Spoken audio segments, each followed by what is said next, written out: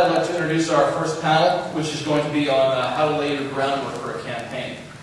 We have on our panel 2 elected officials and 2 former candidates for public office.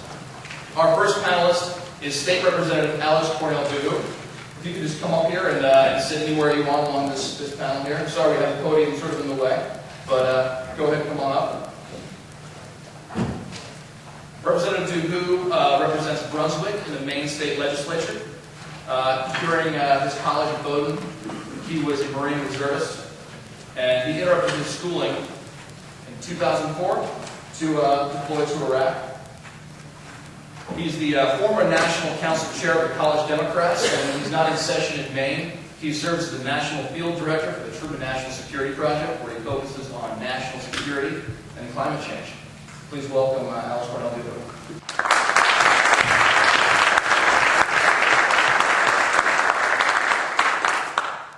Second panelist is Eric Eglin. He's the founder and president of the Troops Need You, a charity that supports deployed and returned soldiers and Marines. Eric was a candidate for Congress for the 4th District of California in 2008. He's also authored the book, The Troops Need You America, and is a contributor to the blog War Frontline Dispatches from Iraq and Afghanistan. And he continues to serve as a major in the U.S. Air Force Reserve. Please welcome Eric Eglin.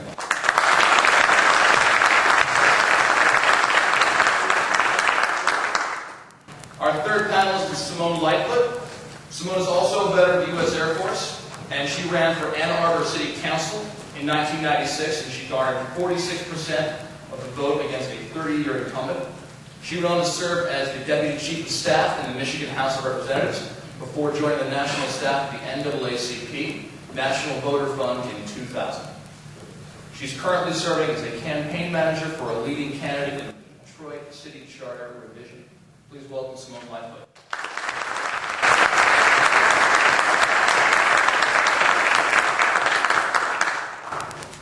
And our fourth panelist is Mayor Fred Rast. Mayor Rast is a lieutenant colonel in the U.S. Army Reserve.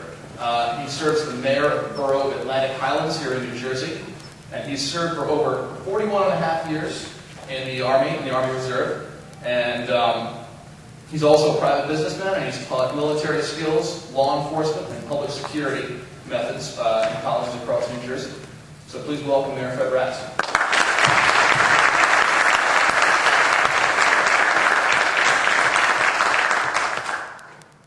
Now we're going to ask our panelists to talk about their personal experiences on how they arrived at their decision to run, how they got involved in their communities and learned about issues before becoming candidates, and what kind of personal sacrifices they had to make to become candidates for public office. And I would like to start with Representative Dugu and go down the line. So please speak for a minute, and we'll take questions afterwards. Sounds great. I'm very pleased to be here and see everyone. What a great turnout for everyone coming in down to Princeton this morning, actually. I'm Alex Cornell-Dugu, and I represent District 66 in the Maine Legislature, which is a beautiful Brunswick, Maine, the way life should be. So at some point, you can move out of New Jersey and check out Maine. However, I didn't originally think I was going to be running for the state legislature. In fact, when I entered Bowdoin College, my original major was astrophysics. However, after a couple semesters of that, and realizing I did not want to have to deal with certain mathematical equations forever, I started to get more engaged in the community through a lot of service programs. I became a board member of Habitat Humanity. I tutored in local schools for about 6 years, as well as working at the local schools coaching lacrosse. So when I began getting more and more engaged in the community, I began to learn a little bit more about what's happening and not within the kind of enclosed area where you're at. And that got me more into politics and policy. And looking at how, yes, you need to have the short-term, so to speak, solutions, building a habitat house is vitally important.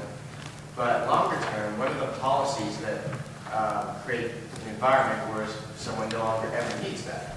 When you look at funding, you look at the economic structure of the area, when you look at the healthcare costs of the area, these are more structural things that get into policy a lot more. Ended up So in the end, I ended up writing my thesis on the relationship between community service and public service. But about midway through my time there, I was deployed to Iraq with the Wing Corps. And what was interesting is coming back, obviously gives a tremendous perspective, as you guys know. But coming back and seeing the, basically, put it bluntly, no services for a lot of veterans from Iraq. I mean, we had one guy traded $10,000 away for PTSD. TBI was not a serious issue that they were addressing at the time. The GI Bill paid enough for my books and meals. So as a result, it just got me quite engaged in advocating for the GI Bill and everything. It got me really more politically engaged. At the same time, I've been working actually with the local Democratic parties within Brunswick and the community. So a little bit after that, someone approached me and said, you should run for this open seat that's here. So the two things that I think really laid the groundwork for the campaigns was I sort of fell into them without exactly planning them, but looking back on it, it actually, there's two vital aspects that if you're interested in running, I do think it's important to examine. One is being engaged in the community, whether it's through community service, whether it's through working in the local stores. You have to have that connection to that community on a pretty much daily basis working there. And the other one is whichever party you're affiliated with, the reality is you just can't run within your party. You have to actually get to know who the people are who are engaged in working there. Because depending on the different towns, some of them is extremely rigid and they don't want to see you branch out. Other places, if you're working with them, they're like, hey, we want you to run. And as a veteran, you already have a leg up on being asked to run. So between those two, I think it's very important. And the final aspect, it is extremely, obviously stressful. The amount of time it takes to actually do a successful campaign is more than you actually ever imagine. Because a lot of the times you can't do it. You still have to make an income somehow, unless you can do this full time, especially in the state legislative race. In addition, the amount of door knocking, sometimes I would get up every day and my campaign manager would get on the phone and say how many doors and when did you start doing the doors, because he knew that first initial doors every day, sometimes you're so tired you don't want to do it. And then you learn the tricks of the trade, like you bring dog biscuits and whatnot to get rid of those. Yeah. There's always other things, like when it's getting really cold out at night, bring hand warmers, so make sure you have a nice warm handshake and things like that. But what I would say is that when you go into the doors, the reason why you have to be engaged in the community is because probably 97% of the time when you talk with people, it's not about policy and politics. It's about how long you have lived in Brunswick, for instance, where your kids go to school. What do you think about this new playground that's being made? It's literally those types of conversations you have. Or like, where did you grow up? Do you like, which food is the best restaurant in town? These types of things are what you really get talking to the community. Most of the time when I went to doors, you have very few debates or serious policy discussions. So that's why you really do need to be involved.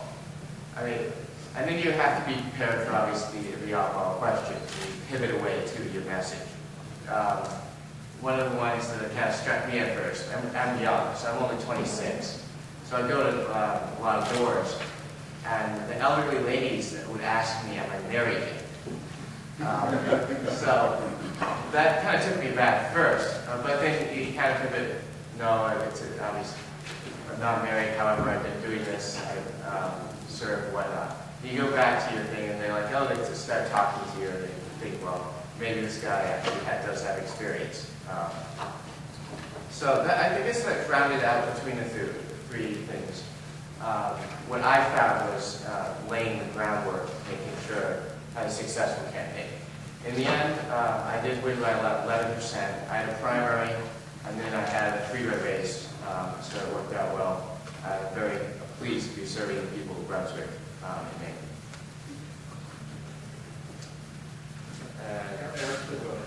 Okay.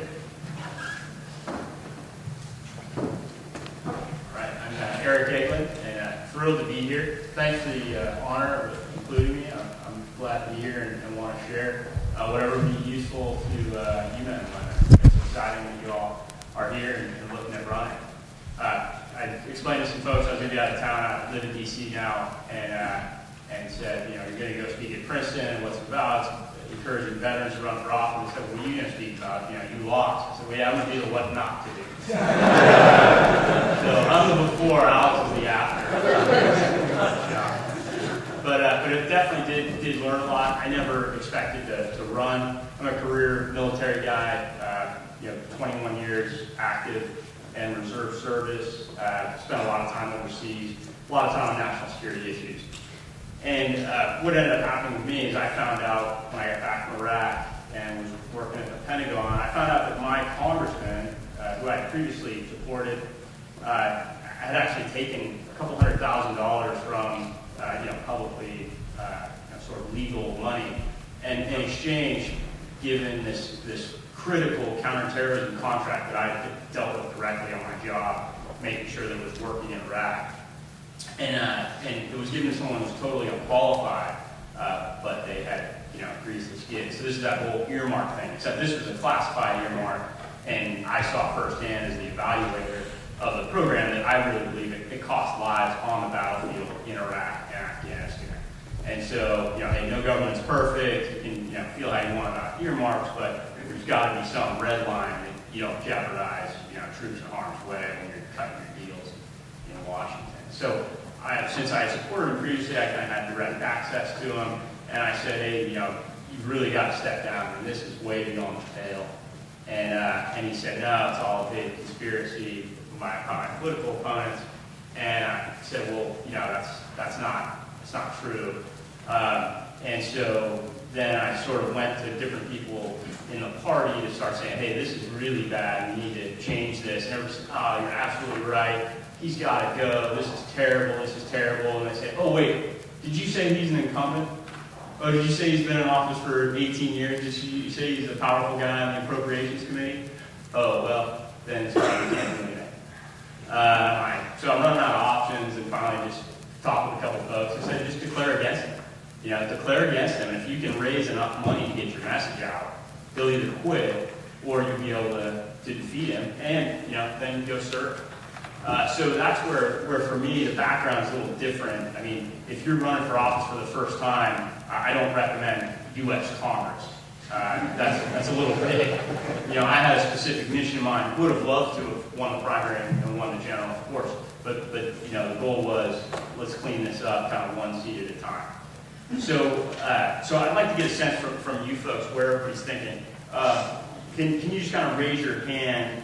I want to get a sense of what level of office are you looking at, or why you're here. Anyone looking at federal office? Okay, good number. How about statewide office, meaning like governor, lieutenant governor, something that's your entire state? Okay, one person. And how about state, like Alice, or a representative within a district within your state legislature? Okay, so good number. So kind of mixed, about third federal, third state, and then a couple statewide and others. And how about local? So your county supervisor, your school board, stuff like that. Okay, so people are, I see a couple hands come up a couple times, so yeah, people are exploring that. That's great. And how many of you are declared candidates, or are basically have all the machineries in place that you are actively running, you're actively fundraising? Okay, so a handful of you. And then how about the rest, or you're thinking of running not in this election cycle, but sometime thereafter? Everybody else? Okay, good. Well, that's smart. Everybody, this is a fantastic opportunity. I would have loved to have come to something like this. I was blessed with having sort of people come out of the woodwork and help me get a lot of these things. But boy, what a blessing to all these experts to be able to share this information and then to network amongst each other. I found a lot of people. I ended up kind of creating an alliance with other guys who are kind of somewhat similar situations or relatively close, and were really helpful, sharing tips, sharing fundraising, stuff like that. So building that alliance is key. How many people are looking at an open seat where you've got someone who's leaving office and so there's no incumbent? How many of you are looking at an open seat? Okay.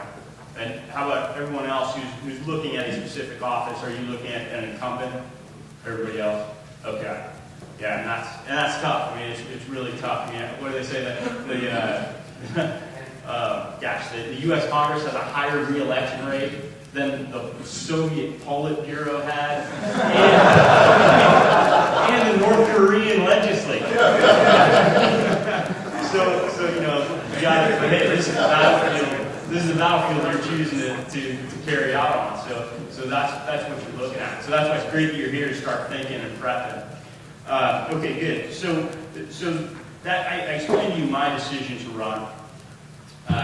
And so I basically, the other thing was, people just said, you got to find out how much money can you raise from your immediate network. It all comes down to fundraising at these large levels. You definitely have to get out and meet people. The smaller, the more local your office is, or the smaller your state district is, the more you can drive it through grassroots and personal contact. But there's no mistake, if you're in a congressional district that has 150,000 voters spread out over 10,000 square miles or something, or 2,000 square miles, you have to get them in the mailbox.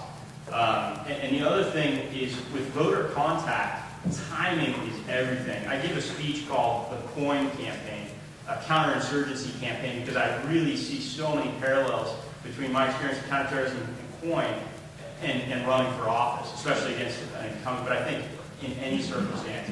And I'll talk more about that in the next panel. But that's really the key is timing. First of all, you don't get that big battle. If you see the incumbent, you think, oh boy, if I could just get on a stage with microphones and the world was watching, I could out-debate this guy, or I could take her to town and just politically defeat her. That will never happen. Even if you do get to debate them, nobody will be watching. Unless you make a mistake. I mean, or people will, I'm exaggerating, but still, it's not going to be this decisive thing like some movie where, oh, the tide turns suddenly. No, it's going to be a constant pattern of reaching people, and that costs money. You've got to get in their mailbox, you've got to get on their websites or in their email and in their TV and on their airwaves. So those types of things, I went to my personal network, and I was confident that I could raise $100,000. I was very confident. I had a lot of people who said, yeah, Eric, I'd love to see you run. I like what you've been doing, Truth Needs You, or your national security background, or whatever. And so I was confident I could raise that. And that's what I was told. If you don't have that, don't even sniff. But if you have that, you're at about 5% chance of victory. And don't think that that's, what was it, Jim Carrey at the end of Dumb and Dumber, and he asked the girl who's married, who's been in love with the whole movie, and he says, so what's the chance of you and me hooking up? And she says, 1 in a million. He goes, so you're saying there's a chance. Okay? That isn't going to cut it. Because remember, you're against an opponent who's got money and is going to communicate his or her interests and maybe attack you if you become a threat to their position. So that's the decision factor. You've got to know, you've got to be viable. If you think you're going to ride in on a white horse and say, well, I've always believed in public service, I'm going to run. Hey, even if I lose, it's okay. I'm going to be part of it. That's okay. I mean, do what you believe in as an American. But here's the thing. You've got to get an alliance of whether it's at the most local office. I mean, just like Alex said, you can't just run in the local office. Well, technically you can, but yeah, do you want to just waste your time? And then the higher level you go, the more things there are at play.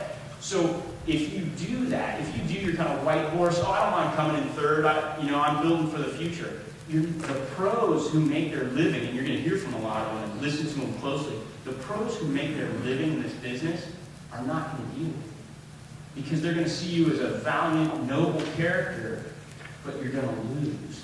And they don't want to work with people who they know are going to lose. If you run hard and barely lose for some reason, but do a good job, yeah, you could build for the future. But you don't want to run knowing you're going to get third. You don't want to run knowing you're going to lose by 15. So that's if you really see doing this. If it's just something you believe in, like for me, this was just something, I want to get this guy out of office, and that was my last time. But if you're thinking about this, think very seriously about those trade-offs and consequences. If you do run, or if you do run sort of as a white horse, white knight without a real chance, but gee, maybe if enough people just heard about what a great person I am or how great my background is, everything would change, even though I don't have the money to inform them about that. Just take that, make those decisions very carefully. Community involvement. I was pretty involved in my community, and especially Iraq was a real hot topic, and so I was on national media talking about Iraq, and so I had my books. So I was giving book signings, I was giving talks to all the local groups, all the movers and shakers. Very heavy book schedule. I was a consultant for my paycheck, and I was at home, and I wasn't that busy. It was kind of a fortunate coincidence. That didn't last forever, but long enough. And so, I was very, very high vis in the community. But what I found out, and I'll talk about that in fundraising, is that really didn't translate to that much in the polls. It'll build that credibility, so if you meet someone, you can say, oh yeah, here's what I've been doing. But in terms of actual thinking that your profile, your non-political profile, whether you're a business, run a successful business, you get media coverage. I was on the front page of the county paper, on local TV, and then national stuff. That translates to zero in the political polls. And if you're out walking and meeting people, and it's 6 months before the election, they're probably not going to remember you. I mean, you got to remember, if you're in this room right now, you're in kind of the top 2% of political awareness in the country. The average voter is busy focused on other things. And so you got to hit them at the right time with the right message. And it's got to be pretty close to election day in order for it to really have an impact. So keep those things in mind. Veterans are in a disadvantage. That's why I'm thrilled that Princeton is devoting resources to do this. Veterans, we move. We move all over the place. And so, a local base is the most essential thing. All politics is local. Tip O'Neill gets the credit for it, but every politician has said it because it's true. All politics is local, so you've got to get that local base. So whatever you're doing, expand it and get that local base of knowing people. Don't expect it to translate into instant traction in the polls once you declare, but it is a sine qua non in terms of building what you need to be taken as a viable candidate. The sacrifice is big. The time is unbelievable. How much time? And the other thing is, when it's your first time, you don't know how to spend your time. I realized that a lot of time that I spent on grassroots event, hey, I got invited to speak to these 20, activists in my party. Well, 8 months out, I should have spent, instead of those 4 hours, I have a huge district. It's bigger than a lot of states. 4 months out or 8 months out, I should have spent those 5 hours. It took me an hour to drive there, 3 hours to do the talk, an hour to drive back. If I had just sat in my living room with a list of people that I know and asked, if I meet every one of you in here when I run, hey, remember me? Can you contribute $50 to my campaign? If I would have spent that time, it would have been much better money because I have those resources to spend later on. Your family, you got to figure out. So my family just tried to come with me to all the events. I got my wife and 3 kids out there. Last I saw, the boy was trying to eat the statue out there. So we sort of taken our whole kinesthetic intelligence thing a little too far. But it's big and financial. I was just in a very blessed place because I had a full-time salary, but I really was between projects for a lot of it. So I was able to do that. But chances are it's not going to happen. So you got to figure that out. I know guys who basically had supporters give them jobs, and they really didn't have to do much, but that gives them the paycheck. Make sure you're doing it legally if you're doing that. Those are the types of things. Unless you're independently wealthy, you've got to figure it out. So that's really it. The decision making, the community investment or community profile, and the sacrifice. That covers it for me. And I look forward to talking to you guys more to answer your questions. I want this to be as relevant to you as possible. Thank you.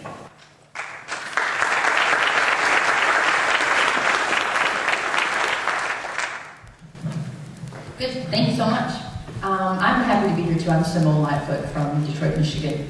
And this is phenomenal to look around the room and see you all here. As a veteran, I too wish that I had been privy to something like this before I ran. I'm also impressed that there's women in the room. I was worried about that. I said, I hope we have some women. And of course, I see folk of color, African Americans, and others. That is phenomenal as well. That's so important. I want to touch on some of the subjects and try to be as realistic as possible. When it came to how I decided to run, I didn't. It was decided for me. literally.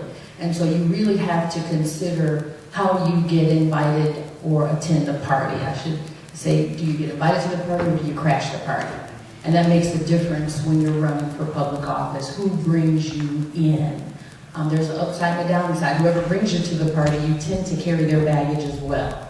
People sort of whisper, oh yeah, she's with John, or oh, she's with Jane. And if John isn't highly regarded, 9 times out of 10, you're going to carry some of that baggage with you. So you have to be careful at who actually is publicly bringing you to the party. You have a whole lot of folk behind the scenes working with you, but it may not be to your advantage to make that public. They may have had some challenges politically, legally, financially. It doesn't necessarily mean that they won't contribute greatly to your campaign, but you don't have to make them so publicly known. Be clear that whoever you put out there with you is associated with you. So really be careful with that. I was approached by some businessmen in the community. I was in business at the time, had returned home from the military, and they came in. It was after the Million Man March, and there was sort of this new wave going on politically, that there's changes that needed to be made, particularly locally.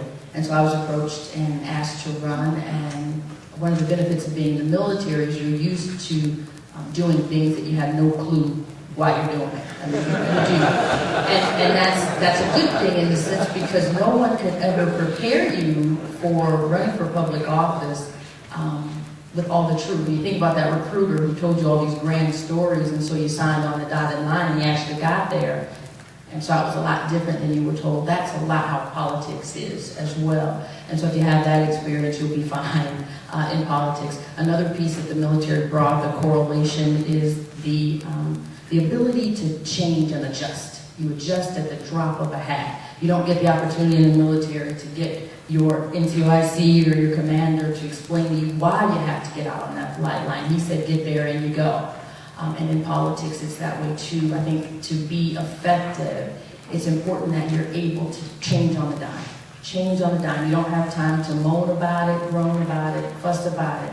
You really have to focus on resolve. And of course, behind the scenes, you know, you get to do your morning run as we did after we had finished some assignment that we had been given. But I was approached to run, decided to do it.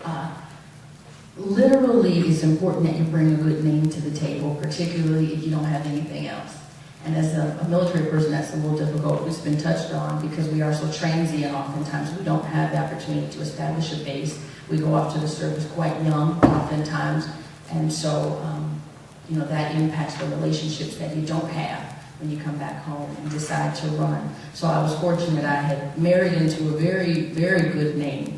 And I know that that contributed to my success, along with some other things, but immensely it did. So a good name helps. Good friends help, and money does help. I heard someone talk about running for, asking me about running for local office versus statewide or federal office. I recommend the local. I really do. I don't know all of you all's demographics in your area. I trust that you know that best. And if you have an open seat and opportunity and folks saying you should do it, I would suggest you consider it. But locally, it's far less expensive. It's an opportunity for you to get your feet wet and make the relationships. And if you don't win, which most don't first time out, the upside is you'll be amazed at how many task force you get called to, how many mayors and state reps have different programs and events that they call you to. Your numbers. The numbers are critical. When we talk about second place or third place, the numbers are amazing. When I ran against this incumbent. She'd been there 30 years. And I received 46% of the vote. I was devastated. I knew all I knew was I didn't win. I didn't care about what the numbers were. But the folk who had been in the game much longer were so enamored with my numbers. I remember them sort of talking about all the things that I could do, and I was looking at them like, but I lost. I didn't know that the mayor called and set up a task force and asked me to be a part of that our Central Downtown Development Authority was in existence. They had an open seat. They asked me to be a part of that. I mean, and it went on and on and on simply because of the numbers. When I went to the state legislature, we have investitures with the new cycle of the state reps coming in, and it's a big party, and my campaign manager told me to go. He was a former state rep, and he says, go. I did not even know where the Capitol was. I literally got in the car, but that's the military side of me again, got in the car and said, I'm just going to find it. I'm driving down the road and I saw this car pass by me with a sticker on the back. It had a senator's name on it, his name was Stallings. And I said to myself, deductive reasoning, the military teaches us that, I said to myself, he's got to be going to the Capitol. There's no reason on the highway, the two of us. So I followed him and made it to the Capitol. I followed him, got in, didn't have a clue, didn't know the West Wing from the South Wing. Went in, and you know, in the military, you're taught to just act like you're supposed to be there. Just act like you're supposed to be there. And people treat you that way. I'm going to deviate just a little bit. I remember there was this guy on the flight line at Dover. I was stationed at Dover Air Force Base, and I really liked him. And he wouldn't give me the time of day or whatever. And so I had the forklift. I was driving it, just put a load on the C5, and I decided I was going to go where he was stationed. He was an MP, and I pulled up there, and there was a gentleman before him at the guard check, and I just kept driving. And I honked the horn and waved, and kept, you're supposed to actually literally stop, show your ID the whole time. I just kept going honk, wave, and just kept, I was like, wow. He let me go through. And of course, I finally got to my destination. I didn't have to go through all that in the end because he wasn't worth it, literally. But the point was that at 19 years old, I realized if you act like you're supposed to be there, people treat you that way. And so I used that when I was walking through the Capitol, just looking around, and I just started talking to people. Hi, how are you? Hi, how you doing? And I began to make relationships and met a staffer who was the Speaker of the House's assistant. And she and I just started talking, and she said, why don't you hang out with us tonight? We're all going to go over this party. And so I hung out with them. So I ended up with all the reps and the senators at their party via her and made the relationships. And the rest is history in the sense that eventually her boss hired me, and I rose to Deputy Chief of Staff eventually. But it's all about relationships, and it's all about just going.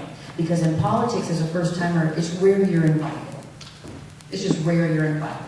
The reality is when you know it's something on, you go and you show up. Even if it's, quote, enemy territory. Go and demonstrate who you are and what you're about. People may say you're crazy, or they may say, I can't believe they came, but hey, he's a smart guy, or hey, she's a smart cookie. That's sexist. Is that a sexist word? Okay. But just show up anyway. When they asked me to run, I literally did not know what the county clerk did. I literally was in the car with my campaign manager, going from event to event, reading the charter to find out what the heck the county clerk did. The very position I was actually running for, saying, hey, I want to be your next county clerk. So don't fret. If you get approached, oftentimes in politics, you'll see it's just like the military, to hurry up and wait. And then once you get the green light, you got to go. And so it's a lot of that type of thing. So continue to hone your skills, but there's times when an opportunity presents itself and you really aren't fully prepared. But you sometimes have to go anyway and make the best of it. When we talk about the impact and the sacrifices, that's a big one. It's cooler when you're younger and dumber, because you just don't know. You just don't. But as you get older, you take there's a different take on it.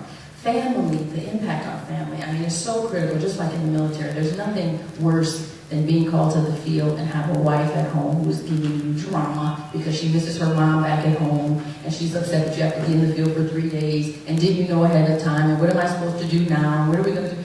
You don't need that along with what you're dealing with at work. Well, that's how it is in politics, too. You really want to have a wife or a husband or a boyfriend or girlfriend, your significant other, to be supportive.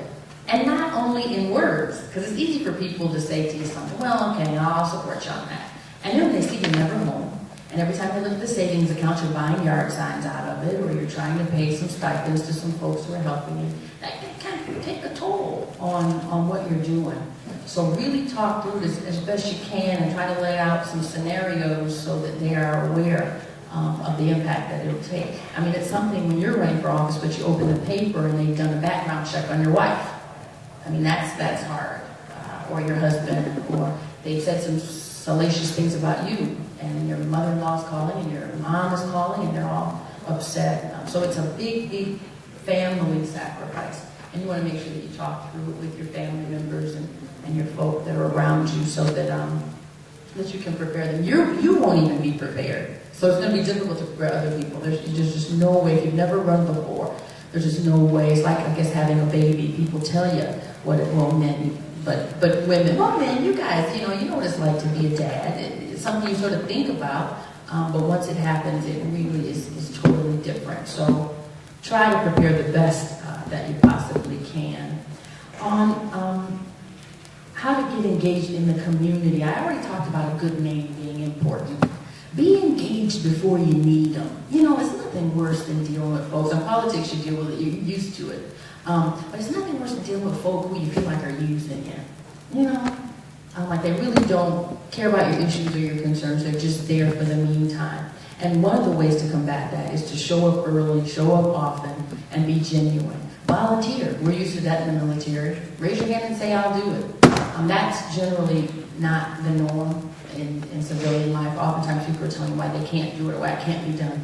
One of the beauties I learned in the military is that we really were focused on resolve. The military was all about assessing what the problem was and fixing it in time to get that aircraft off that flight line.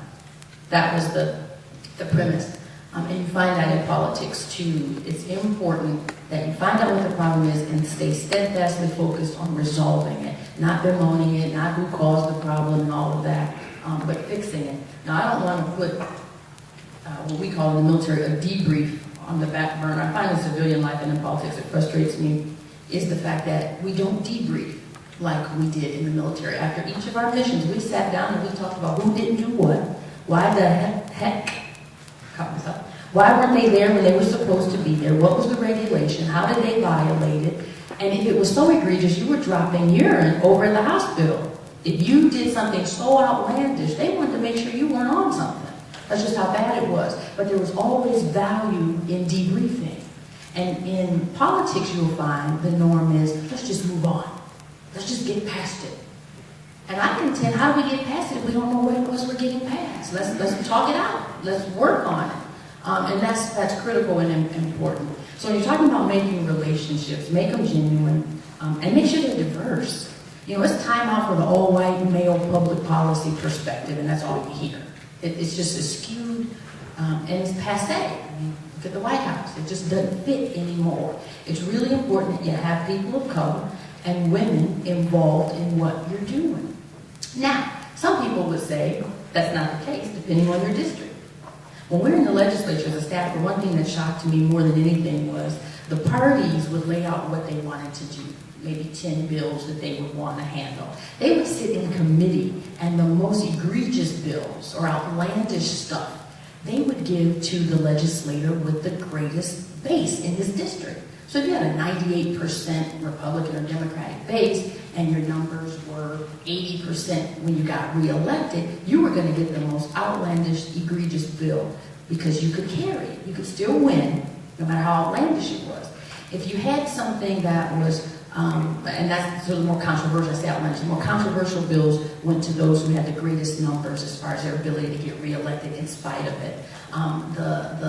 The more puffy bills, the less substantive bills, would be given to those who had the worst numbers, who really needed help to get reelected.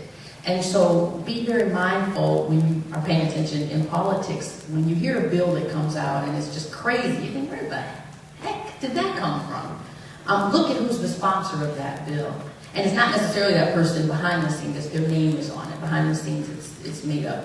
The decision is made ahead of time. When you talk about engaging the community, make sure you have a sense of that organization or that entity's hierarchy, their structure, who the players are, who the funders are. Get to know them.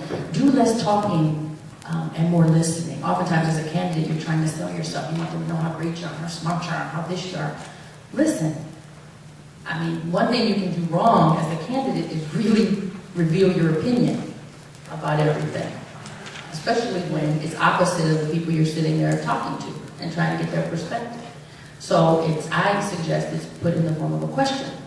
If you totally just, I was talking to a gentleman last night, and he had concerns about the Bidens, Daddy Biden and son Biden, coming home after the military service and running, and he spoke of the dynasty and that type of thing. Well, I didn't necessarily agree with that. So I'm sitting and I'm listening to him, and he was very passionate. He made his case, but I didn't agree with it. And I thought, now, if I were voters, a group of voters, and he came with that, I would just be literally upset with him. And not only would I be upset, but I tell all my friends what a crazy person he was and all the things that people say about people that they disagree with.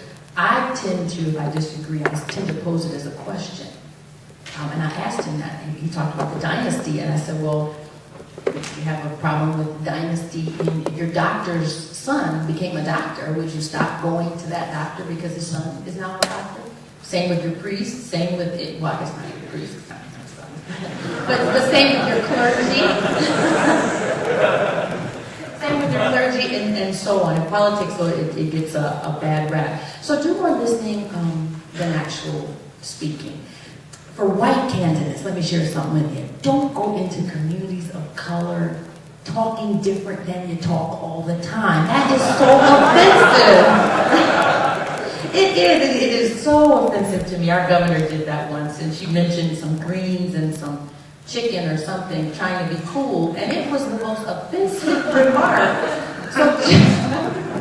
So just be yourself. In the words of an old song, just be yourself and not necessarily always say what's on your mind, but listen, because oftentimes you can hear something that may change your perspective, particularly once you broaden your perspective. Make sure that your record stays clean.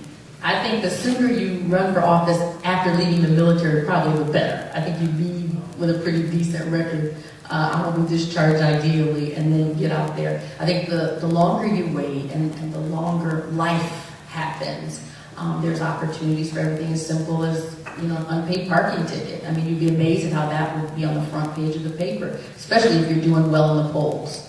You'd be amazed at what opposition research and your opponents would put out there. And the other thing I wanted to say is start early and start often. I did hear you speak on timing, and you're right, it's absolutely critical. But I think as an underdog, one of the benefits is we have a young lady running for Secretary of State in Michigan now. She started the election is next year. She started a year ago, literally. And so now it's really interesting. We see her, and we know her race isn't on the radar screen now, so we kind of go, oh yeah, that's Jocelyn. But the closer but what is happening is, as other people start talking about running, people say, well, Jocelyn's running. She's already sort of carved out that that's her thing, even though it's so early. Particularly when you don't have money. You can hop in the car and drive around and attend. Go everywhere. Go all over your district. Because people talk about that. It's nice, the PR and the press that you get from that. And when I say press, I mean internal, not necessarily the media sense. And in some cases, I guess I can't say this with the media, because I was watching the news this morning and they were talking about the potential initiative out of California to ban divorce. And the commentator kept saying, she would start the story by keep saying, yeah, but this guy's usually pulling pranks, but this is what he's doing. And they run the same story over and over, and she every time, he's known for his pranks. So those little editorials, when you have a media person saying, yeah, but they're everywhere. Oh, I see him over there. Those little things help when people talk. So the press, the PR is good. You already have what it takes to serve, I think, in public office in many aspects. In the military, we already know what a gig line is. So we know what it means to look the part, to have the image. We already know what it means to know that you are not more important than the mission. The mission is first, not you. And that's beneficial in the public policy process. You already know, as I touched on, to immediately be seeking and focused on resolve. You know how to take orders and you know how to give orders. That's important. You have a great stage from the military from which to come, but it doesn't guarantee a win. You really have to have more substance. And also be clear, it's different when you're a veteran you're an African-American veteran or a woman veteran than when you're a white male veteran. Those are different dynamics, and they come into play. You need to recognize those as well. We can talk about that, later on, but you have to recognize the different stages from which you come. You have the stage, but you have to take it from there and run with it. I think I covered all of mine. I look forward to hearing you all's questions.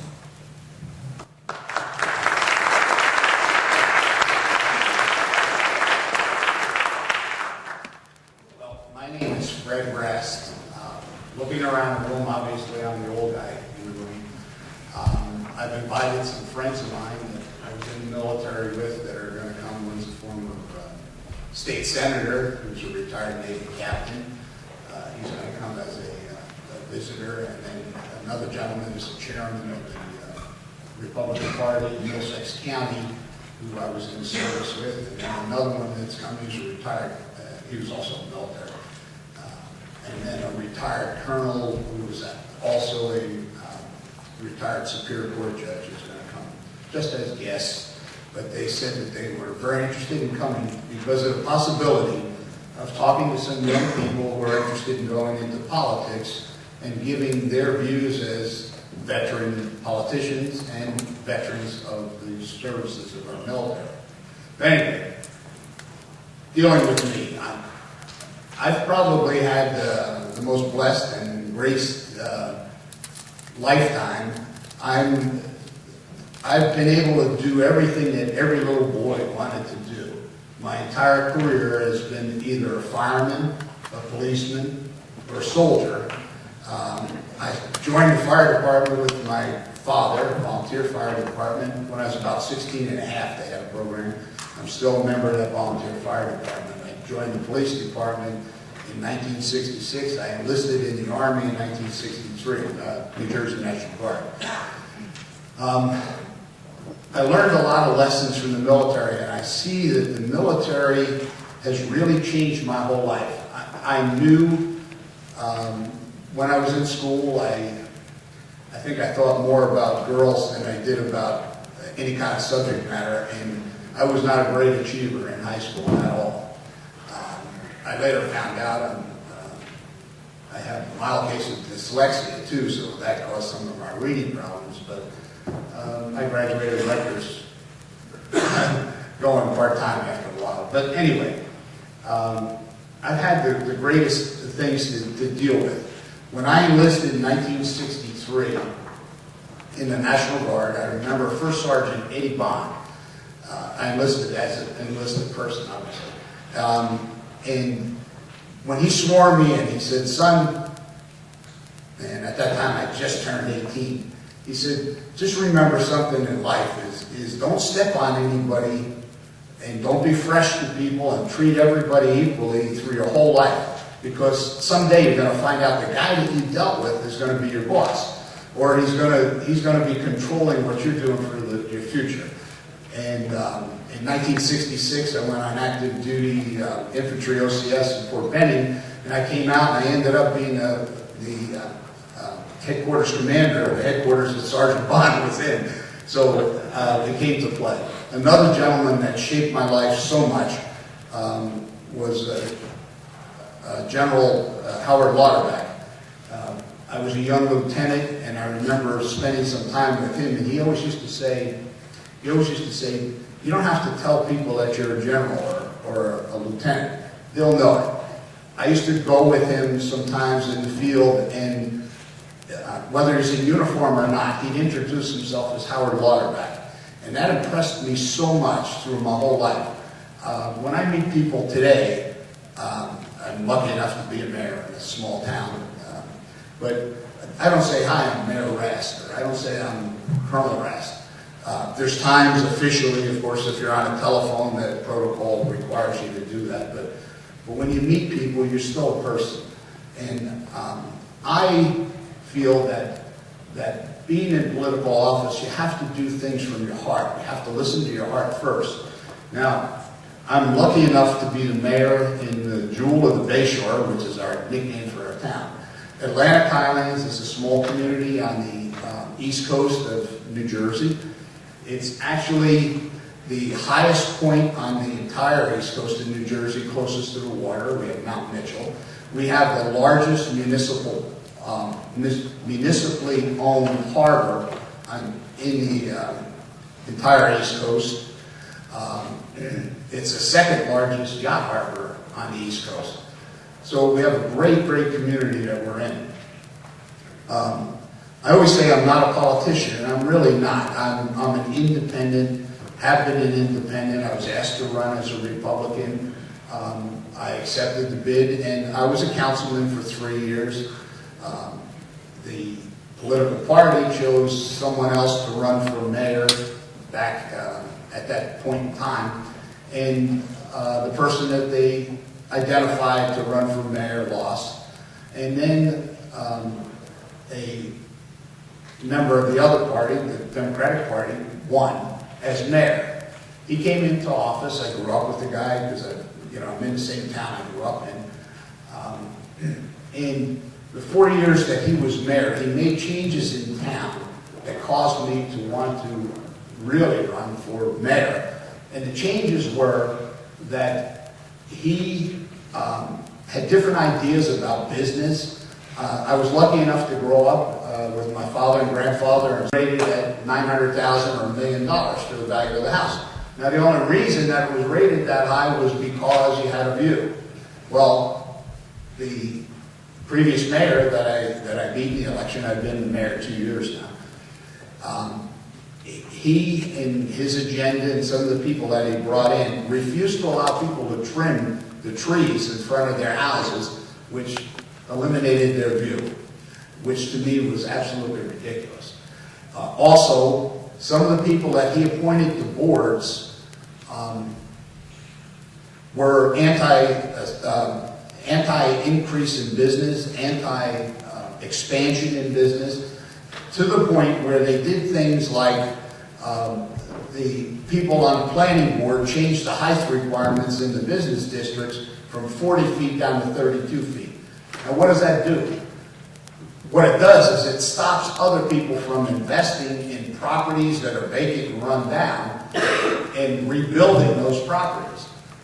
So I ran on all of those ideas to change some of those things.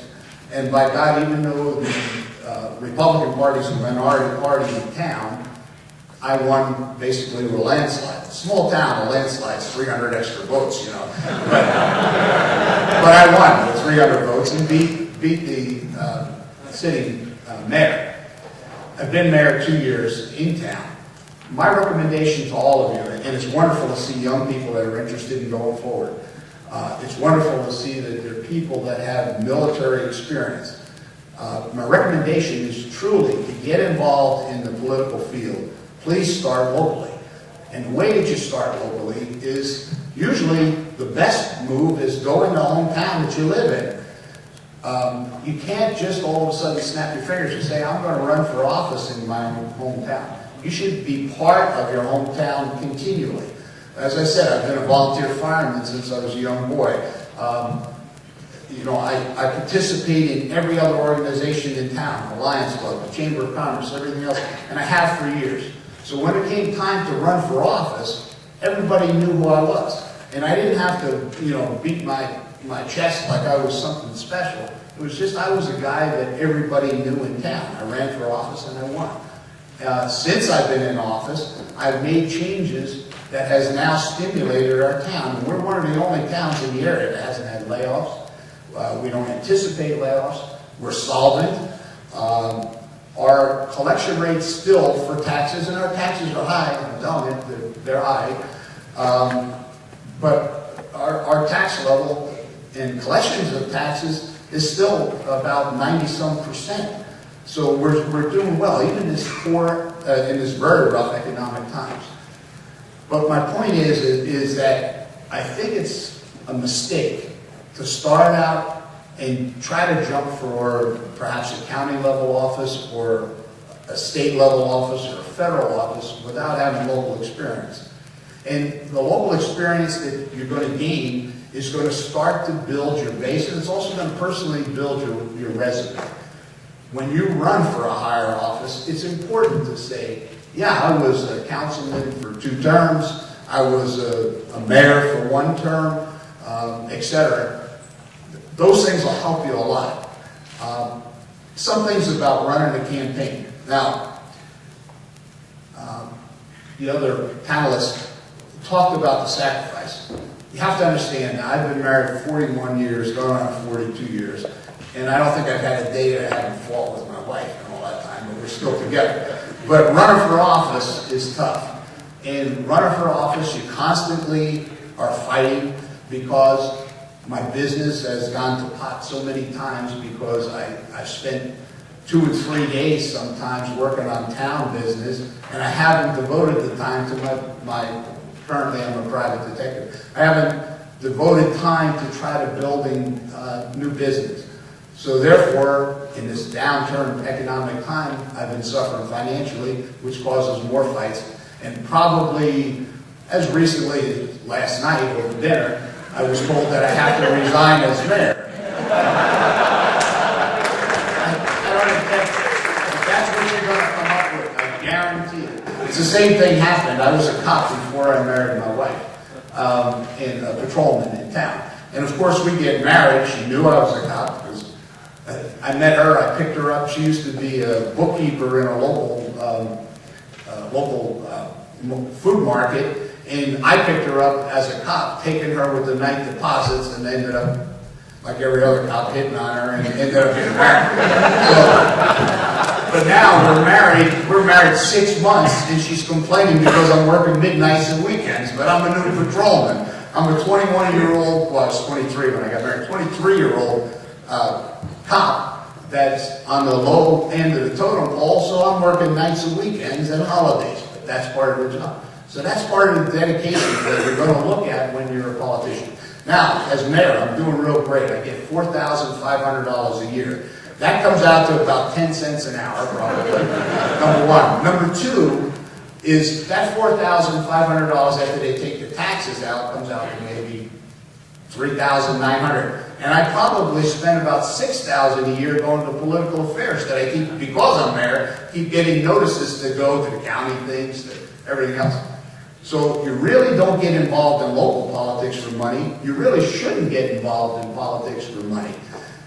That's where people get themselves in a bind and step on their poncho big time because they do go into politics for money. Our country, looks like my friends are coming in. Our country was started by people that were farmers that worked part-time as politicians. Anymore, what's going on in the United States and locally and in state government is there's people that want a career of being a politician instead of being a part-time politician and doing something else. And I think that's caused some of the problems that we're going through in this country. And this is Senator Azzolina just came in, and Mr. Leo, Chairman Leo is here. I said that you guys were coming in later and said you were old friends. But later on, they'll be glad to talk to anybody personally after we finish the formal situation. But the key thing to understand is you're gonna really sacrifice to be in a local level. But if you start at local level and you don't just snap your fingers and say, I'm even going to run for councilman or mayor in my town, but if you start by being part of the organizations in town, you're going to have the recognition that you need. And it doesn't matter whether you're Republican, Democrat, whether you're an independent, or whether you're an independent thinking Democrat or Republican, you're going to win because the people know you and respect you. Another thing that you really have to watch when you're campaigning is never make a promise. Don't make a promise other than the promise that you're going to work hard to try to correct A, B, C, and D. Don't go around and knock your opponent. Don't spend all your time telling people how bad your opponent is or the things that they're doing wrong. The thing to do is think it out before you go door to door and you talk to people and say, I want to correct this and this and this. In my case, I said people in town didn't realize that the town owned more property than any other individual owner in town, number one, so that's all the tax rolls. They didn't realize there were 7 parks in town, so why are we going to put, as the old mayor wanted to do, put a deposit for $2 million on a piece of property that was a restaurant in a beautiful scenic view on the mountain, and wanted to make another park? We have 8 parks in town. We have one park that's 52 acres in size, that actually the majority of the property is in Middletown Township, an adjoining town. So I ran on the idea that I'm going to work trying to develop business, to try to help the economy in town. since I've been mayor, I've done some things that are strictly going to help the town, such as I've created a letter that goes out on every bid that's awarded to anybody that's going to do work in town and ask them, and it only goes to the successful bidder, it doesn't go out prior, to ask them to hire local tradesmen that are qualified tradesmen. Now, what that's done in town, you would think I'm running again. I really don't know whether I'm going to run again or not, but I love the town, I grew up in the town, and I want it to survive whether I'm there or not. So those kind of things are going to help. I've also asked the townspeople, and we have a town's newsletter, which I put an article in every quarter that goes out, to start spending money in town. We have a beautiful community, but like many other small communities, people go out of your town to spend their money. I'm trying to encourage people to stay in town. We have a commuter service into New York. I'm trying to work on that commuter service as creating our town as a tourist attraction where the commuter boats will come in. But my point on even talking and dwelling about my particular town is you know your town best, the one that you live in, even if you only live there a short time. If you're going to start your political career, start it in your local town. Start realizing what's wrong with the town and then try to get ideas to correct it and get involved locally. Once you are successful locally, if you want to make a bid for a higher office, you can go. All of you, or a majority of you, are very young. So you don't have to be in a rush to be a state senator. You know, you don't have to be in a rush. You're better off taking the steps. It's just like starting a career. You can't go into a company and say, I want to be the vice president at AT&T when I walk in. You want to be a mail boy, you know, when you first come in, or a girl. You want to, you know, be in the mailroom to start, and you work your way up. That's the way I perceive politics and political office. I'm just trying to look at some of the key points that the hardest part about being a candidate is that sacrifice that you make. Going door to door, attending meetings. If you become mayor, you know, you've got planning board meetings, you have environmental commission meetings, you have historical society meetings. We have an arts council. I go to arts council affairs. I'm out almost every night. Of course, that causes more problems home. But as my friends will tell you, I've had problems for a lot of years, and they're just getting worse, that's all. But I mean, they've gone through the same sacrifice. Those two gentlemen have many, many years of political experience. The advantage of veterans is that veterans, I think, understand that you have to sacrifice to get a job done. You have to devote your time to doing things. They also understand that you've got to watch your back. Very important. You can be put in the jackpot very easily as a politician in a local area or a county area if you don't watch what's going on. Campaign funding is scary. You'll get somebody who is out that's trying to get a pat on the back from you because they're developing money, but they're going to take money for your campaign from the local OC guy that everybody in the world, organized crime, I mean, that everybody in the world knows that he's an OC guy, and all of a sudden that's going to come back and bite you later on. You're going to be in trouble. You've got to watch what's going on. You also have deadlines. In order to be a candidate, you must read the laws so you understand the election laws in your particular state and your jurisdiction, so that everybody that's working for you is complying with the laws. In our state right now, there's a gentleman running for governor, and there's a question because on an ethics form he didn't disclose a mortgage that he gave to a personal friend. He and his wife gave to a personal friend that were co-workers. And a big deal is being made of it, and yeah, he was wrong in doing that. But it was an oversight. You've got to understand what you're doing. You're in a looking glass. If you're running for office, understand that you can't go to a local bar and get drunk at night and not have half the town know about it, that's for sure. You can't be drunk driving.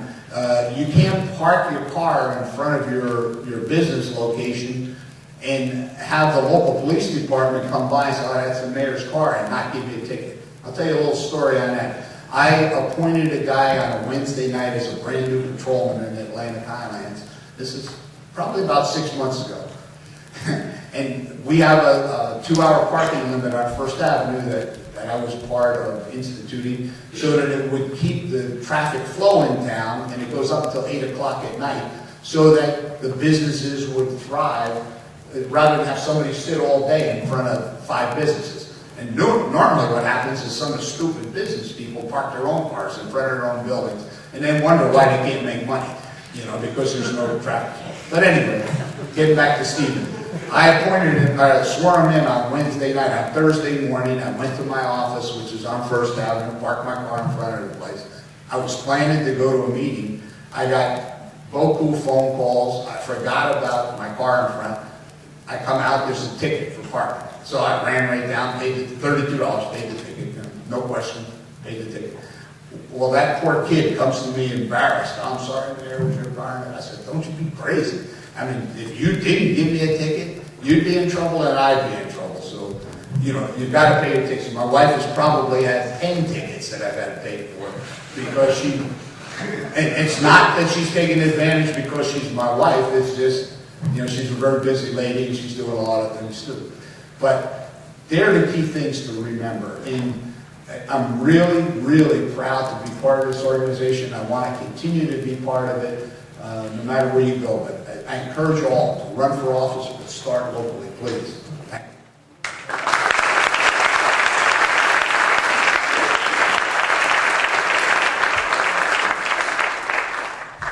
Thanks to all our panelists. We're going to have about 25 minutes for questions.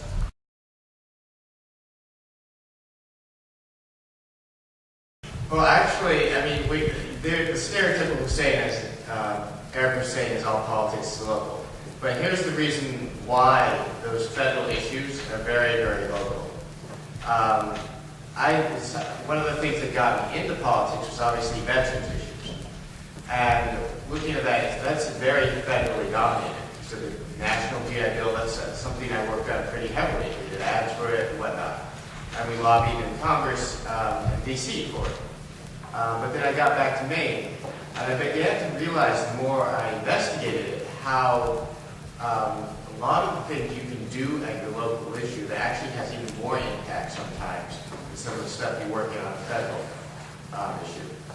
For instance, I wrote some legislation that allowed Mainers, anyone from any veteran from any place, to come to the state of Maine and get education under the GI Bill. So what that is, it piggybacks on the federal GI Bill, and it gives veterans more opportunities in Maine. That actually just passed, so we were very pleased to get that through. We got legislation looking at the issue of homelessness in veterans. Nationally, about a third of homeless males are veterans, which is a serious issue. It's much better in Maine, about 11%. So we got legislation passed that will directly address that issue. Then you look at some of these smaller but actually meaningfully important ones. Making sure that active duty, when you come home from being a veteran and you're serving, you can get a veteran's license plate. Because you don't have a DD-214 if you still have active duty, which is what's needed to get that veteran's license plate. So we got that passed. Or another one was looking at when you come home, getting the rest and relaxation you deserve, allowing veterans to go to their state parks free of charge. So those things will affect people's everyday lives. Obviously, education and tuition is much more impactful in the long term, but there are serious issues that you can deal with on a local and state level that actually will affect someone on an everyday level. And not just federal. So they do relate very specifically.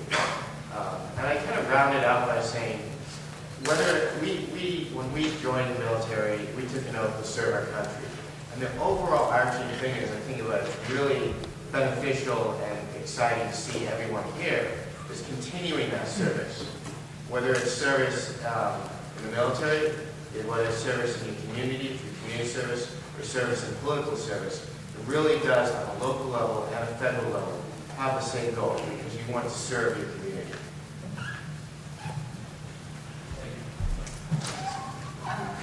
I want to touch on it. I think when I think of the military, our commander would hand down directives all the time, and he'd give you go out there and make that happen.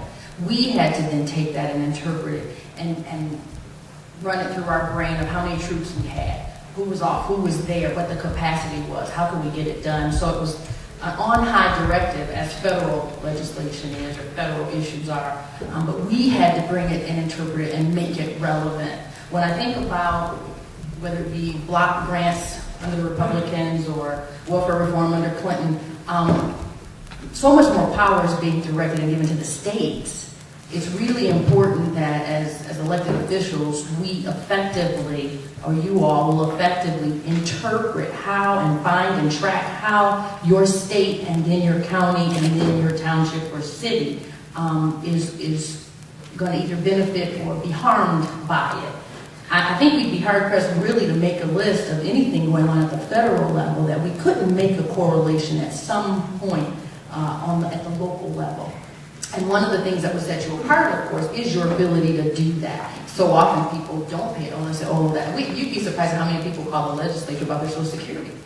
I didn't get my Social Security check, and what's going on? And you'd have to explain to them that process, but it was still our job to not only explain that process, but then share with my boss, who was the speaker at the time, what kind of bills we possibly could introduce at the local level that would make those changes. So you'd be well served in doing the necessary research and the tracking of those dollars and those mandates and seeing how they affect your local community. You would shock a lot of probably local officials because too often many of them aren't even educated on those impacts. Yeah, well, I think, like what was just said, just about every issue has a more local corollary, and so you can sort of look at it as a proving ground, where you can say, hey, I've got these ideas, what are your ideas? What do you think needs to change? And then you can start proving those on a local level. And even for something like, hey, I'm passionate about our policy with China. I think that's going to define our existence in the next century. And if that's something that you know, well, then you could start locally by saying, hey, we need to get some sort of trade delegation. We need to get a sister city relationship with Chengdu or something. And just start doing it. And you contact the Chinese Cultural Center in the nearest big city, and then you make contacts overseas. And you start doing that locally. Then you're kind of building your own experience. Be prepared to be able to do that. So I think you really can't do that. Now, if you still kind of say, yeah, but I still want to dive into those issues, well, then I'll give you sort of what some strategists, sort of set me, and that is, are you rich and are you famous? And I'm not talking about people recognizing when you walk in a room. I'm talking paparazzi outside your front door. And if the answer is no, then the response is because you'll lose. If you don't have that local base, and you're not a self-funder, and you're not famous where you can create that, the new senator from Minnesota did not have a political base, but he's from Minnesota. Even though people think Mo's a celebrity or comedian, he's from Minnesota. So even that, he was able to leverage that and raise a ton of money. So, if you're not that, you're not going to win.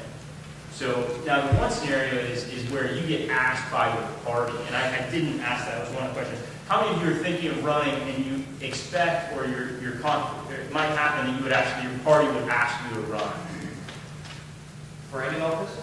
Yeah. Yeah, just where you would kind of be the person. It wouldn't be a contested primary or like that. Okay, so a few of you. Now that's a scenario. The challenge is, as an individual, we want to think, oh, that's because they think we're a great candidate and we're going to have a shot. It might be because they're looking for a sacrificial lamb. Because it's no slam. It's like, hey, this is tough love, man. This is tough. This is war in politics. This is no baloney. A party chairman, and that's why, Mayor, that's great. Listen to a party chairman. A lot of times their job is to get, in the military, we joke about, hey, I just need a body.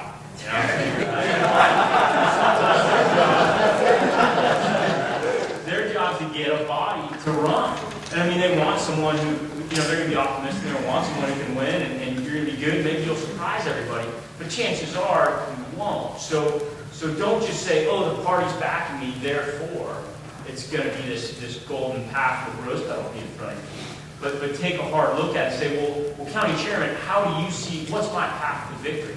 How you tell me, or you connect me with a strategist who can say, how much money do you need to win? And when anyone comes to me and says, hey, I'm thinking about running for this, especially if it's a large office, I'm like, how much money do you need to win? Not how much money can you raise, because you can just pull that out of your hat. How much money do you need to win? Because then you got to explain how you're going to win, how many voter contacts you got to make over time, and being, accept some income that you're going to have to respond to. And that's the sort of level of planning that you have to get to. Unless you just want to say, hey, it's always been my dream to run for Congress, and I'm going to go for it. Well, then hats off to you. But I mean, if you seriously want to win, because you got to win and serve, I think those are the types of things you want to walk through. So really, if federal issues are your passion, and hey, man, you preach in the choir on that, look for that local corollary and be creative and figure out how you can start doing that, build that credibility. I've got a whole platform of things that I think we need to change in the federal government and be very specific based on decades of experience. Well, then, if it's such a great idea, maybe someday I can help get that in my community or my county. And then if you do it, you're successful. Now you got a model. It's not just a great idea or a good speech. It's something that works. So I'd say see it as a proving ground and follow steps. Just picture it as the military, and sometimes you just have to do something you don't want to do.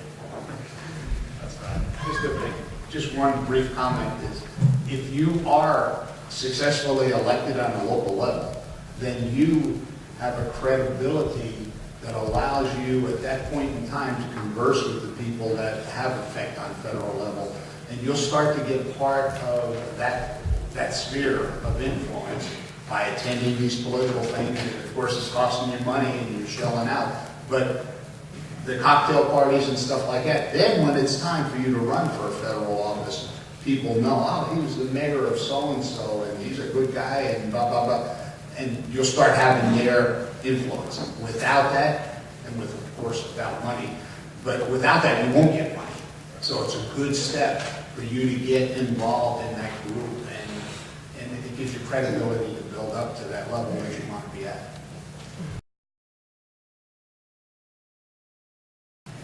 I'd say real quick, just get multiple data points. I mean, just like anything in the military, you're going to plan it off, or you're looking at intelligence, you don't make decisions on one report. You don't make decisions on one suggested idea. You've got to get a cross-section, and you start seeing where things overlap, where that credibility is. And find people who don't have a financial incentive in you doing what they are suggesting you do, or a career incentive. County chairman is saying, hey, if you're new, if it seems too good to be true, it probably is. So if you're a sacrificial lamb, but on the other hand, county chairman's your best friend. And if you've known for 10 years and you've been on panels and they've been saying, hey, will you serve here? And you have. And now they're saying, oh, will you serve on this thing? And you have. And then they say, hey, now we want to talk to you about running. Boom. I mean, that's what you're looking for. You pop parachute out of nowhere and they say, oh, wow, she's got a good background. You put a few sentences together. Hey, how about running for this? Well, you see that the folks who are successfully elected here, they've got real deep roots and track records, and that tends to be what it takes. So, keep that in mind. I mean, one of the first things you obviously start with, when looking at run, you'll gather all your friends and family, and you'll basically make a list of who can donate what. But then you look beyond, like, who's going to actually work on my campaign? And actually, your campaign manager, probably someone you know well, but someone still that you maybe not 100% extremely close with, because they're going to be the person who's going to be calling you up at 3 in the morning and saying, I need this. Or they're going to be the person literally going to your house, dragging you out of your door and saying, we need to knock the doors right now. Because what does happen a lot of times, you will get so unbelievably busy and distracted with all these things. Your campaign manager is the person really who's going to keep you on track. And that's someone who needs to be rooted in that community. Because the campaign manager needs to be very familiar with what those issues are, just as well as you. So it's a conversation between both the manager and yourself. But he or she is extremely important in making sure everything runs smoothly. And then kind of obviously when you look at your field managers in media and whatnot, it depends on the demographics in your area as well, I'd say. If obviously you have college in the area, you're going to obviously get someone who just maybe graduated from there. how much your finances are. If you need to raise money outside the state, you might consider getting some finance person with experience working in DC, New York, and other places. Maine, and it's only 1.3 million people. So you kind of have, I mean, you're not going to get money from Moose in northern Maine. So you do have to look at other avenues as you obviously be careful not having too much funding come out of the state, but obviously look at the other places where you can do fundraising. So in a nutshell, I'd say the campaign manager is obviously most important. Someone who you think is very good at keeping not just your staff on target, but really you. Because you'll go down and see down the street and you'll say, oh, look at all the signs that my opponent just put up, and start like getting all concerned. And you'll start thinking, we need to get people out there to put more signs up. And in reality, in the bigger picture, it's such a small thing, it doesn't matter. He's there, or she is there to remind you of that and say, okay, maybe someone the night after will go in their pickup truck and run them over, but in the next session I'll tell you a story about what happened. So it does come down to that, but in the end, you really want a good team and you trust in working well with together. Thank you. I've served as campaign manager on more than one occasion. I was campaign manager for the mayor of Cincinnati, Mark Mallory, and I'm campaign manager now. It's interesting when you ask about how to select your campaign manager. Oftentimes when you're a first-time runner, you don't get to select. Who the heck ever shows up and says that they'll be there for you tends to be your campaign manager and your campaign staff. But as you get in the game and you have an ability to select a campaign manager, I think you want to look at who's best suited for the job. You want to find someone who you might not like them, but you can stand them. That's important because you literally live with that person. I mean, they see at your best, your worst. My candidate now, the other day, I was going to pick her up. We were going to an event, and she came to the door and she says, "Are you by yourself?" She yells through the door, and I says, "Yeah." She opens the door in just her undergarments, and she says, "I'm glad you're here. I need you to snap this." And so she turns around. And that's how close. And then she got her dress on. She says, "I think my slip is not right. Go up under there and pull it down." So you're literally up. So I mean, so your campaign manager sees all of this, and you need someone who can keep your secrets, but on the dime be able to speak on your behalf. You know, a reporter sticks a mic in their face. You want someone who can do both of those things. You need someone who is a player.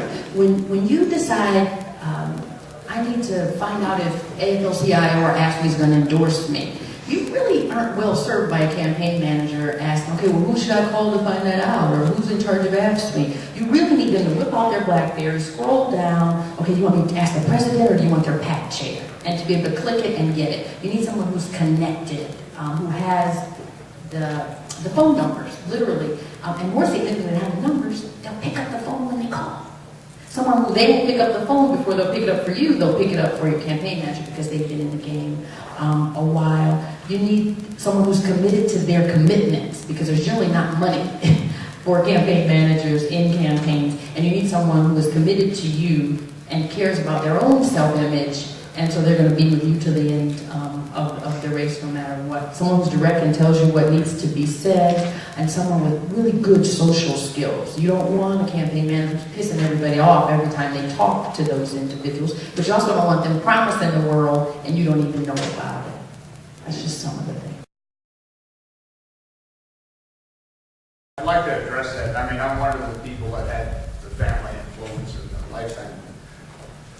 When I say what you have to do, now that you're part of that community, and let's say you're going to run on a local level, even before you announce your candidacy, make sure you join the groups in town that mean something to the people. You know, if you have a boy or a girl, you know, be involved in Boy Scouts or Girl Scouts. Be involved in the soccer group. Be involved in the Lions Club, the American Legion, all of those kind of things. That's going to start to get you to the point where you're going to become established in the town. We have a young guy that was in Korea, one of our councilmen. He happens to be a West Point graduate. Same thing. totally out of the area, just happened to move into the area because of the ferry service into New York. He works for movies, so he's using the ferry to go back and forth. But he immediately took my advice and he joined all of those organizations. And within a year's time, he had enough recognition in town, now he's a city council. So you can do that quickly, but don't do it, don't announce that you're a candidate and then join, because that was smart. Join and work. You know, when the Lions Club has a pancake breakfast, work the pancake breakfast. Never show up that I'm a candidate for council at the, and you're not even a candidate. When you talk to people, hi, I'm Fred, or something like that, if they come up to you, don't even say that you're running. I've been at so many affairs that people didn't even know I was a mayor. And when it was time to vote for me, it's, yeah, that's a guy that, did X, Y, and Z. And that's how, sometimes the less said is the loudest voice. And that's brave. But go ahead, guys. Thank you. Just really, I think we touched on it. If you think about sort of all the things that we touched on, and good to see Aaron, homeboy. It's nice to see you. In order to be successful with voters, all the things that we've talked about, talk to the voters, deal directly with the voters, go beyond the establishment, if you will. And that's short-lived generally. If you run a good race, the party tends to change their perspective and their embrace of you. It just seems to take a little longer. It takes longer to get in with the party establishment than it does with the voters. It really does. And so I don't know that that's necessarily a priority, an immediate priority, if you already know that they're set. I was fortunate I didn't have a primary, so if you can find a race without a primary in it, that'd be even better and give you give you another 90 days or so before the big one. I'd say one natural thing is actually when you're looking at working and getting engaged with the party, because we're all veterans, there are very few who actually are organizing veterans in the area. So that's one very easy way to start working with the party officials is that say, hey, do you have someone organizing the veterans community on these issues, making sure everyone knows about the GI Bill, making sure everyone knows about the new benefits coming out. So that's, and then from there you get to know the people involved and the players engaged. And also just having coffee with different people in town. Basically, here's like a coffee house. And just consistently say, I'm curious in this issue, I want you to educate me on it. So you learn from all the business perspectives and just people who are engaged in town, because people like talking about themselves. And it's amazing, they'll just tell you everything about the community and what they're doing, which is great. You learn a tremendous amount by doing that. For sometimes, even when I'm doing work, I'll go to the local coffee shop and do it there instead of doing it at your house or office, because then you're just consistently part of the community and you're visible, and people walking down the street and just say hi to them, even just for a second. Because when you're running, you have to be seen at least 8 times, or 8 times contact for someone to really decide to vote for you. Eric, did that? I just A big hand for our first